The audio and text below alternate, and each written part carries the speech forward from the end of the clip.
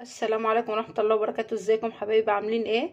النهاردة ان شاء الله هنعمل احلى طريقة عمل البسبوسة. ده كيس من البسبوسة حلو الشام، وربع كوباية سمنة، وعلبة زبادي. هنزل بالسمنة والزبادي، تنيت نضرب فيها بالمضرب لحد ما بقت كريمي.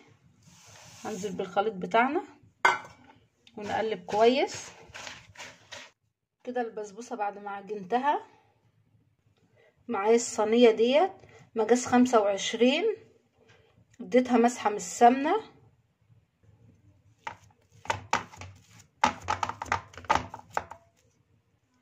خلاص هدخلها الفرن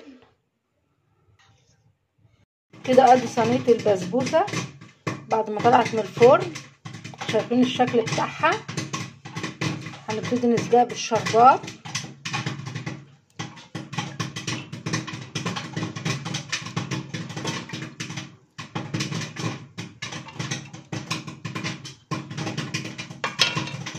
كده بعد ما قطعت البسبوسة بعد ما شربت الشربات، ايه رأيكم؟ يا رب الوصفة بتاعتي تكون عجبتكم.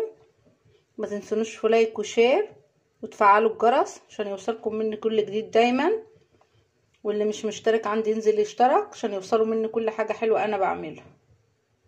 وجربوا البسبوسة الحلوة بتاعتي وقولوا لي ايه رأيكم. مستنية تعليقاتكم وكلامكم الحلو. مع السلامة.